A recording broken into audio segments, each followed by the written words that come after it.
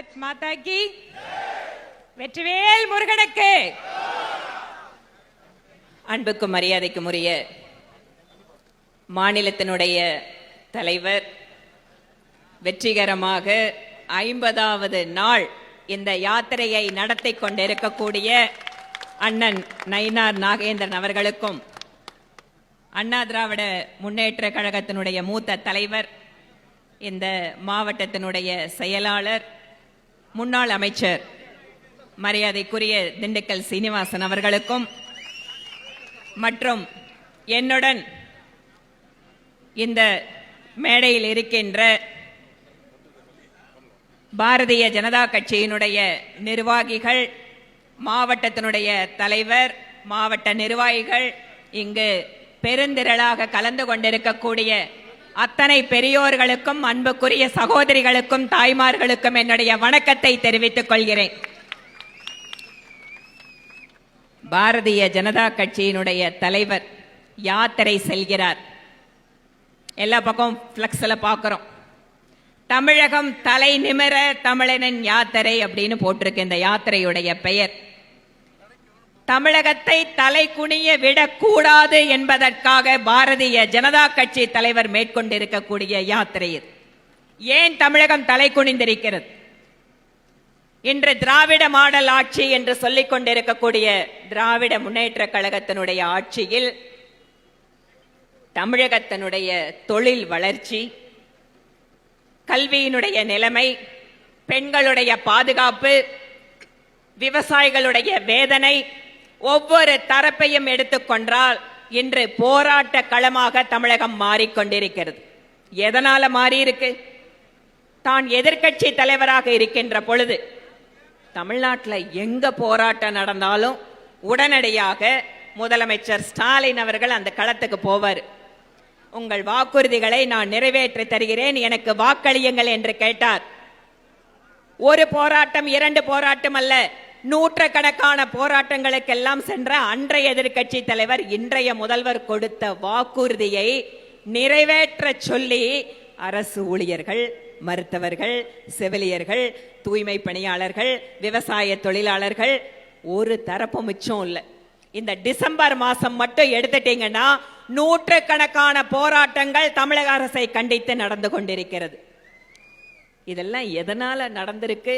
ஒன்று, பொய் வாக்குறுதி, நிறைவேற்ற முடியாது என்று தெரிந்தும் ஆட்சிக்கு வர வேண்டும் என்பதற்காகவே திரு ஸ்டாலின் அவர்கள் கொடுத்த வாக்குறுதிகள் ஒரு புறம், இன்னொரு புறம் ஆட்சியினுடைய அலங்கோலமான நிலைமை, தமிழகத்தினுடைய சட்டம் ஒழுங்கு, பெண்களுக்கான பாதுகாப்பு, விவசாயிகள் தங்கள் பொருட்களை நல்ல முறையில் கொண்டு போய் விற்க கூட முடியல. ஒட்டஞ்சத்திரம் மிக பிரசித்தி பெற்ற ஒரு மார்க்கெட் காய்கறிகளுக்கு இங்க இருக்கக்கூடிய விவசாயிகள் நல்ல அருமையா காய்கறிகளை விளைவிச்சு நாடு முழுவதும் அனுப்பக்கூடிய விவசாயிகள். ஆனா இந்த இடத்துல தொடர்ச்சியாக இத்தனை வருடம் சட்டமன்ற உறுப்பினராக இன்றைய அமைச்சர் இருந்த போதும் கூட நல்ல முறையிலே காய்கறிகளை பாதுகாத்து வைப்பதற்கு ஒரு நல்ல கிட்டங்கிகளையோ அவர் எந்த கிடங்குகளையோ அமைக்கவில்லை என்பதுதான் யதார்த்தம். தொடர்ச்சியாக விவசாயிகளுடைய வாக்கை பெறுகின்ற ஒரு அமைச்சர், அவர் அமைச்சரான காலத்தில் கூட இந்த தொகுதியினுடைய விவசாயிகளுக்கு அவர்களுடைய நலனை பாதுகாப்பதற்கு எதுவும் செய்யவில்லை என்பதுதான் யதார்த்தம். இப்படி தமிழகம் முழுவதும் இருக்கக்கூடிய மக்கள் 2026 தேர்தல் எப்போது வரும் என்று காத்து கொண்டிருக்கிறார்கள். தமிழகத்திலே திராவிட முன்னேற்ற கழகத்தின் ஆட்சியை தூக்கி எறிய வேண்டும் என்கின்ற அவர்களுடைய கோபத்தை நாங்கள் பார்க்கிறோம்.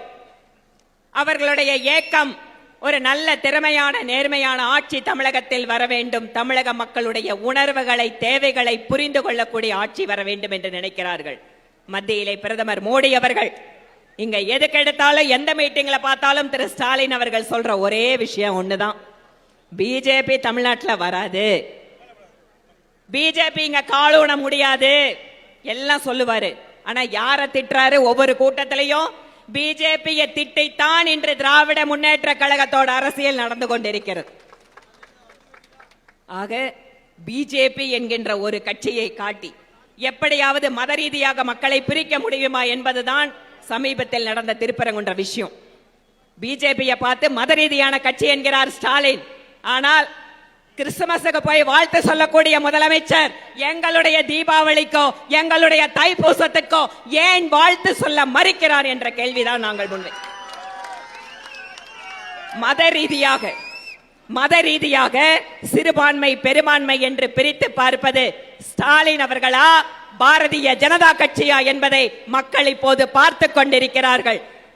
அத்தனை பேரும் அண்ணன் தம்பி தான், அத்தனை பேரும் அம்மா குழந்தை மாதிரி வாழ்ந்துட்டு இருக்காங்க ஒரே குடும்பமாக என்று பேசுகின்ற ஸ்டாலின் அவர்களே, நீதிமன்ற உத்தரவு வந்தும் கூட திருப்பரங்குன்றத்தில் ஏன் தீபத்தூணில் நீங்கள் தீபமேற்ற மறுத்தீர்கள்? அங்கு போராடிய எங்கள் அருமை சகோதர சகோதரிகளை ஏன் கைது செய்தீர்கள்? ஏனென்றால் உங்களுக்கு சிறுபான்மை மக்களுடைய வாக்கு வேண்டும்.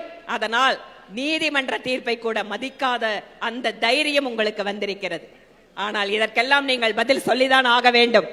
எங்கள் மாநில தலைவருடைய யாத்திரை ஒவ்வொரு மாவட்டமாக வெற்றிகரமாக சென்று கொண்டிருக்கிறது.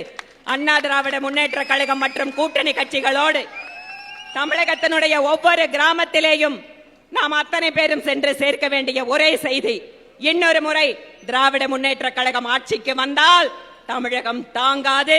தமிழகத்து மக்கள் இனியும் பொறுத்து கொண்டிருக்க மாட்டார்கள்.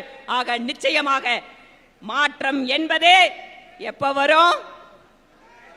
2026 தன்னுடைய அரசியல் வாழ்நாளில் இதுவரை கிடைக்காத ஒரு தோல்வியை திராவிட முன்னேற்ற கழகத்திற்கு நாம் அளிப்போம் என்று கூறி நிறைவு செய்கிறேன். நன்றி, வணக்கம்.